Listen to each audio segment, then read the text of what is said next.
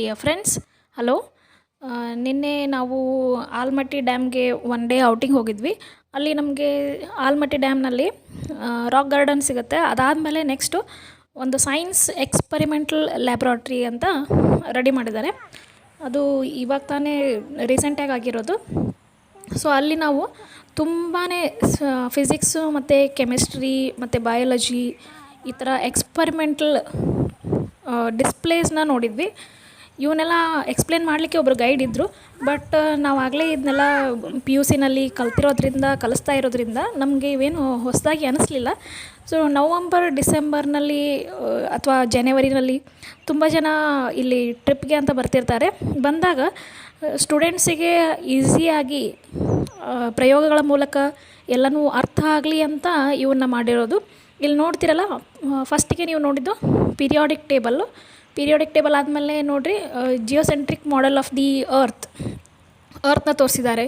ಆಮೇಲೆ sound formation ಹೆಂಗಾಗತ್ತೆ and transportation of the sound waves ಯಾವ ರೀತಿ ಆಗುತ್ತೆ ಅನ್ನೋದಕ್ಕೆ ಒಂದು ಮಾಡೆಲ್ನ ಮಾಡಿದ್ದಾರೆ.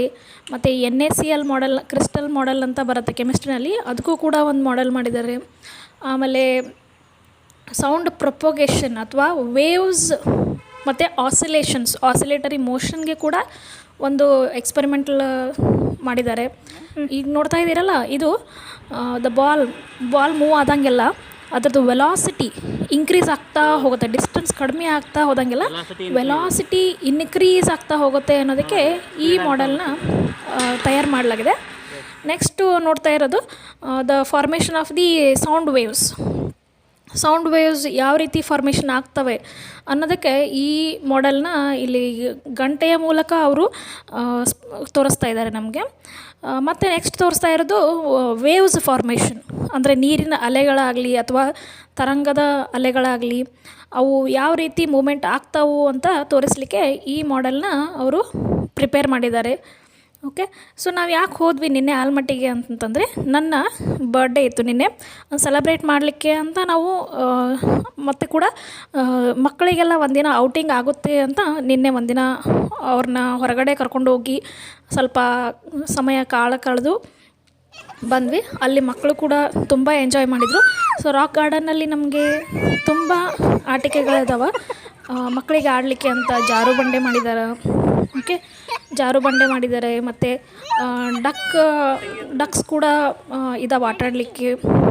ಎಲಿಫೆಂಟ್ ಇದೆ, ಆನೆ ಇದೆ, ಬೈಕ್ ಇದೆ, ಮತ್ತು ಇನ್ನೂ ತುಂಬ ಸಾಮಾನುಗಳನ್ನು ಮಕ್ಕಳಿಗೋಸ್ಕರ ಅಂತ ಆಟ ಆಡಲಿಕ್ಕೆ, ಎಂಜಾಯ್ಮೆಂಟ್ ಮಾಡಲಿಕ್ಕೆ ಅಂತ ಅಲ್ಲಿ ಪ್ರಿಪ್ರೇಷನ್ ಮಾಡಿದ್ದಾರೆ. ಸೊ ನೀವು ಕೂಡ ಆಲಮಟ್ಟಿ ಡ್ಯಾಮ್ನ ವಿಸಿಟ್ ಮಾಡಿ, ಅಲ್ಲಿರುವಂಥ ಸೈನ್ಸ್ ಲ್ಯಾಬ್ರಾಟ್ರಿನ ವಿಸಿಟ್ ಮಾಡಿ, ಮತ್ತು ಮಕ್ಕಳಿಗೆಲ್ಲ ಒನ್ ಡೇ ಪಿಕ್ನಿಕ್ಕು ತುಂಬ ಚೆನ್ನಾಗಿರುತ್ತೆ. ನಮಗಿಲ್ಲಿ ಆಲಮಟ್ಟಿ ತುಂಬ ಹತ್ತಿರ ಆಗುತ್ತೆ, ಹಾಗಾಗಿ ನಾವು ನಿನ್ನೆ ಅಲ್ಲಿಗೆ ಹೋಗಿದ್ವಿ. ಸೊ ಮತ್ತೆ ನೆಕ್ಸ್ಟ್ ವಿಡಿಯೋದಲ್ಲಿ ನಾನು HSTR ಕ್ವಶನ್ ಪೇಪರ್ನ ಸಾಲ್ವ್ ಮಾಡ್ತೀನಿ. Thank you.